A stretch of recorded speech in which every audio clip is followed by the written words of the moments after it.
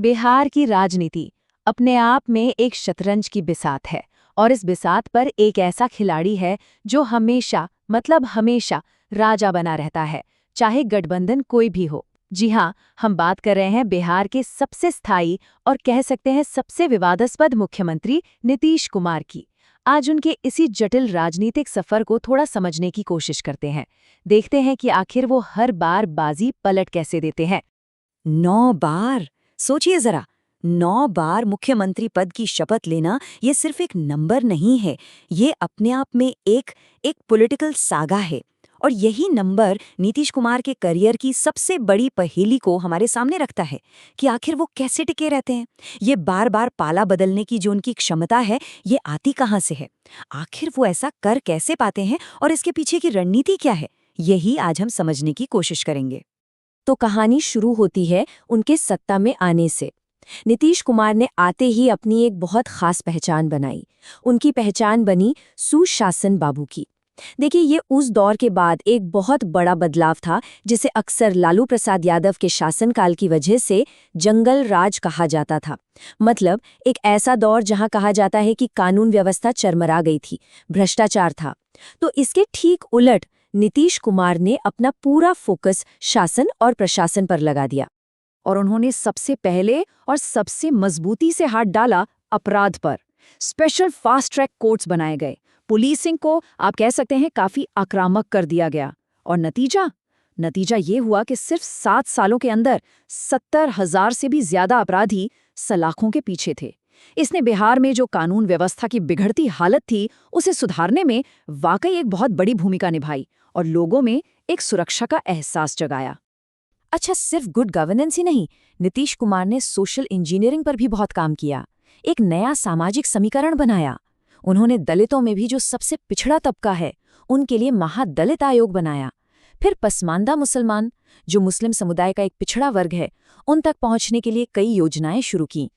लेकिन उनका सबसे बड़ा और शायद सबसे क्रांतिकारी कदम था महिलाओं को स्थानीय निकायों में 50% का आरक्षण देना।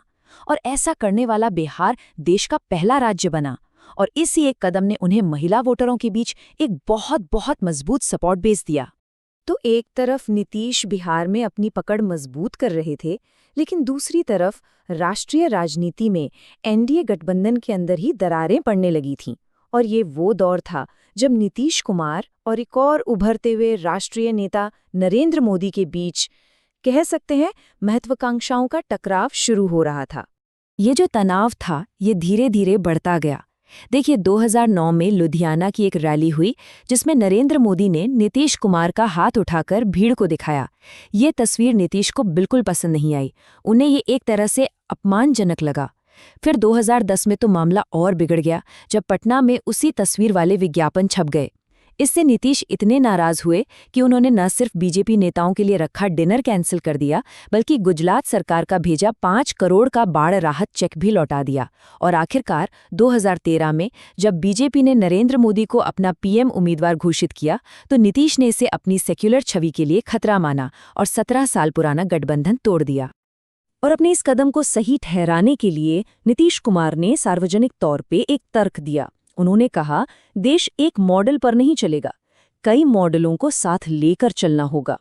अब ये साफ तौर पर नरेंद्र मोदी के गुजरात मॉडल पर एक तंज था और ये दिखा रहा था कि नीतीश खुद को एक ज्यादा समावेशी यानी सबको साथ लेकर चलने वाले नेता के तौर पर पेश कर रहे थे।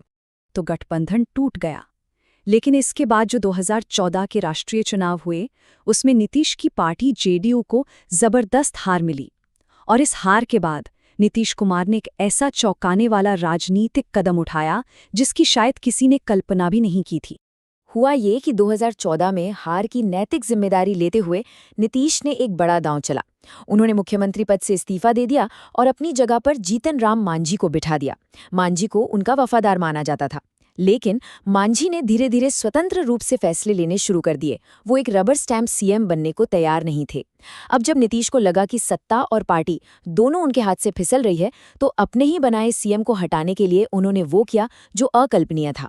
उन्होंने अपने सबसे बड़े राजनीतिक दुश्मन लालू प्रसाद यादव से हाथ मिला लिया और उनकी मदद से मांझी को हटाकर 2015 में खुद फिर से मुख्यमंत्री बन गए।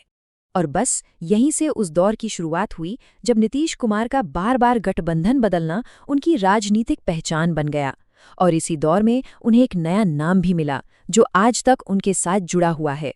तो 2015 के बिहार चुनाव में दो पुराने दुश्मन नीतीश कुमार और लालू प्रसाद यादव एक साथ आए और महागठबंधन बनाया। ये एक बहुत ही ताकतवर गठबंधन साबित हुआ और इसने उस समय पूरे देश में चल रही मोदी लहर के बावजूद बीजेपी को बुरी तरह हराया और नीतीश कुमार 5वीं बार मुख्यमंत्री बने। पर ये जो बेमेल गठबंधन था, ये ज्यादा दिन नहीं चल पाया। जब डिप्टी सीएम तेजस्वी यादव पर भ्रष्टाचार के आरोप लगे तो नीतीश कुमार ने कहा कि उनकी अंतरात्मा की आवाज जाग गई है, और इसी अंतरात्मा की आवाज पर उन्होंने मुख्यमंत्री पद से इस्तीफा दे दिया और महागठबंधन टूट गया। ये फ्रेज अंतरात्मा की आवाज, इसे याद रखिएगा, ये उनकी राजनीति में बार बार सुनाई देगा। और फिर जो हुआ वो शायद बिहार की राजनीति का सबसे बड़ा और सबसे विवादास्पद यू टर्न था। इस्तीफे के ठीक अगले ही दिन, जी हां, 24 घंटे के अंदर नीतीश कुमार ने उसी बीजेपी के साथ मिलकर फिर से सरकार बना ली, जिसे उन्होंने कुछ ही साल पहले सिद्धांतों के नाम पर छोड़ा था। और 2017 के इसी यू टर्न के बाद उनके विरोधियों ने, खासतौर पर लालू प्रसाद यादव ने, उन्हें यह नाम दिया पलटू चाचा। और ये नाम उनकी राजनीतिक अस्थिरता का जैसे एक सिंबल ही बन गया। अब आते हैं 2020 के बिहार विधानसभा चुनाव पर। इन नतीजों ने एनडीए के अंदर पावर बैलेंस को पूरी तरह बदल दिया। आप देखिए, बीजेपी को मिली 74 सीटें और जेडीयू सिमट गई सिर्फ 43 सीटों पर। साफ था, अब गठबंधन में बीजेपी बड़ा भाई बन चुकी थी और इससे नीतीश कुमार की जो मोलभाव करने की ताकत थी वो बहुत कम हो गई। जाहिर है वो कमजोर महसूस करने लगे। और अब नीतीश को एक डर सताने लगा। डर ये कि बीजेपी कहीं उनकी पार्टी भी न तोड़ दे, जैसा कि महाराष्ट्र में हुआ था। तो अपने राजनीतिक अस्तित्व को बचाने के लिए अगस्त 2022 में उन्होंने एक बार फिर पाला बदला, बीजेपी को छोड़ा और वापस आरजेडी के साथ सरकार बना ली। लेकिन अगर आपको लगा कि ये सिलसिला अब खत्म हो गया, तो आप गलत थे। कहानी में एक और ट्विस्ट बाकी था। राष्ट्रीय चुनावों से ठीक पहले जनवरी 2024 में उन्होंने फिर सबको चौंका दिया, आरजेडी का साथ छोड़ा और एक बार फिर बीजेपी के एनडीए में वापस लौट गए। और ये थी उनकी 9वीं शपथ, जो अपने आप में एक रिकॉर्ड है। और फिर आते हैं 2024 के राष्ट्रीय चुनाव। इन चुनावों के बाद नीतीश कुमार एक बार फिर से नेशनल पॉलिटिक्स के सेंटर स्टेज पर आ गए, लेकिन इस बार उनकी भूमिका बिल्कुल नई थी और शायद अब तक की सबसे शक्तिशाली भूमिका।